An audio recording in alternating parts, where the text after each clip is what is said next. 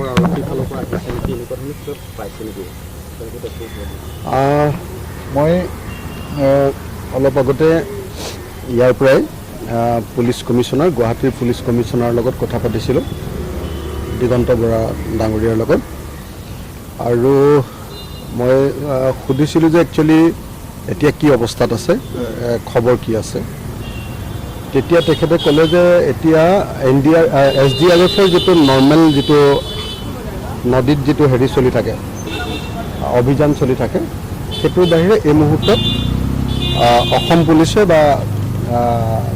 অসম পুলিচে কোনো ধৰণৰ স্পেচিয়েল এতিয়া অভিযান চলাই থকা নাই।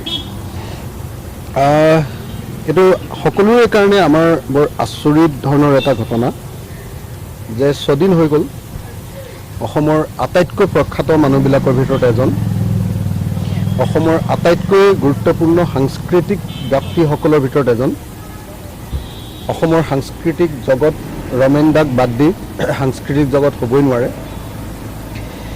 সেই ৰমেন দাক এতিয়ালৈকে ছদিন ধৰি চৰকাৰে পুলিচে বিচাৰি উলিয়াব নোৱাৰাটো সঁচা সঁচিকৈ দুৰ্ভাগ্যজনক ঘটনা।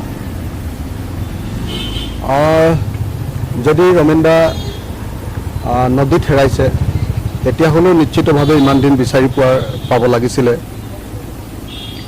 যদি ৰমেন দা নদীলৈ যোৱা নাই, যদি অন্য ক'ৰবাত ঘূৰি আছে, তেতিয়াহ'লেও ডেফিনেটলি ইমান দিন চৰকাৰে পুলিচে ইমান দিন খবৰ পোৱা উচিত আছিলে। মই ভাবোঁ যে এইটো চৰকাৰৰ এটা সাংঘাতিক ধৰণৰ এটা অসমৰ্থতা, অসমৰ গৃহ বিভাগৰ এইটো এটা ব্যৰ্থতা যে তেওঁলোকে আমাৰ সাংস্কৃতিক জীৱনৰ অতিকে গুৰুত্বপূৰ্ণ মানুহ এজনক এতিয়ালৈকে বিচাৰি উলিয়াব পৰা নাই। দ্বিতীয় কথাটো মই এটা বস্তু অনুৰোধ কৰিব খোজোঁ যে আমাৰ কাৰণে প্ৰাইম চিন্তাটো ৰমেন দা। ৰমেন দাক বিচাৰি উলিওৱাটো আমাৰ কাৰণে প্ৰাইম চিন্তা, সকলোৰে চিন্তা। তাক লৈ বিতৰ্ক কৰাটো আমাৰ কাৰণে এই মুহূৰ্তত কেতিয়াও আমাৰ কাৰোৰ কাৰণে সেইটো কেতিয়াও কাংক্ষিত নহয়। ফ'কেল পইণ্টটো যে ৰমেন দাক ইমান দিন বিচাৰি পোৱা নাই কিয় চৰকাৰে, অসম পুলিচ ব্যৰ্থ নেকি, একেবাৰে গুৱাহাটীৰ মাজমজিয়াত থকা মানুহ এজনক আৰু CCTV ফুটেজ পোৱাৰ পাছত, মোবাইল ফোনৰ ৰেকৰ্ড পোৱাৰ পাছত তাৰপিছত বিচাৰি উলিয়াব নোৱাৰা কথাটো নিশ্চিতভাৱে মই ভাবোঁ যে এইটো এটা চৰকাৰৰ সাংঘাতিক ব্যৰ্থতা। দ্বিতীয় কথা, আজি অসমৰ মুখ্যমন্ত্ৰীয়ে কৈছে যে এইটো নিয়তিৰ পৰিহাস, কিন্তু মইতো এইটো নিয়তিৰ পৰিহাস বুলি নাভাবোঁ। মই ভাবোঁ যে এখন চৰকাৰৰ অসমৰ সাংস্কৃতিক প্ৰাণ এজন মানুহৰ প্ৰতি দায়বদ্ধতা থাকে, জীৱিত কালতে থাকে। জীৱিত কালতে আমাৰ ৰমেন দাৰ প্ৰতি চৰকাৰৰ দায়িত্ব আছিলে, কিন্তু চৰকাৰে ৰমেন দাৰ দুখৰ কিমান সমভাগী হ'ল, ৰমেন দাক কিমান ছাপোৰ্ট দিলে, ফাইনেন্সিয়েলি কিমান ছাপোৰ্ট দিলে। এতিয়া যে যেতিয়া ৰমেন দাৰ ঘৰত এটা প্ৰব্লেম হৈছে, ৰমেন দা সন্ধানহীন হৈছে, তেতিয়া যে বিভিন্ন ধৰণৰ বক্তব্য দিছে চৰকাৰৰ, আমাৰ ৰমেন দাৰ নিচিনা, দীপেন দাৰ নিচিনা এনেকুৱা যিবিলাক আমাৰ দিগ্গজ শিল্পী, এই দিগ্গজ শিল্পীসকলৰ প্ৰতি সঁচাকৈ দায়িত্ব নাই নেকি?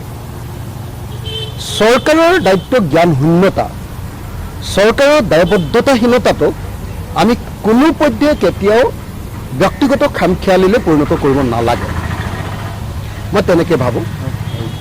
আমাৰ এই মুহূৰ্তত চৰকাৰে কিয় উলিয়াই দিব পৰা নাই, ছদিন ধৰি ৰমেন দাৰ সন্ধান কিয় দিব পৰা নাই, এইটোহে মূল প্ৰশ্ন। ৰমেন দা যে হেৰাই যাবলগীয়া পৰিস্থিতি এটা হ'ল, তাৰ কাৰণে ব্যক্তিগত সৰু সুৰা কিবা থাকিব পাৰে, কিন্তু তাৰ কাৰণে সকলোৱে জানে যে ৰমেন দাৰ নিচিনা মানুহৰ ইমান ত্যাগৰ পাছতো ৰমেন দাহঁতে যে কষ্টত চলিছে আৰ্থিকভাৱে, সেই প্ৰশ্নবিলাকৰ মীমাংসা চৰকাৰে কৰিছিলে নেকি? এনেকুৱা বয়োজ্যেষ্ঠ শিল্পী, এনেকুৱা অসমৰ সমাজ জীৱনৰ কাৰণে ইমান ডাঙৰ অৱদান থকা শিল্পী কেতিয়াবা কিবা কাম কৰিছিলে নেকি? মই ভাবোঁ যে এতিয়া পৰিয়ালৰ ভিতৰত সংঘাত লগাই, পৰিয়ালৰ ভিতৰত বিতৰ্ক লগাই, পৰিয়ালৰ ইটো সিটো সৰু সুৰা কথাটোক ডাঙৰ কৰি যিবিলাকে সেইটো ইছ্যু ডাইভাৰ্ট কৰি দিব কৈছে, সেইটো চৰকাৰৰ পক্ষত কাম কৰিছে।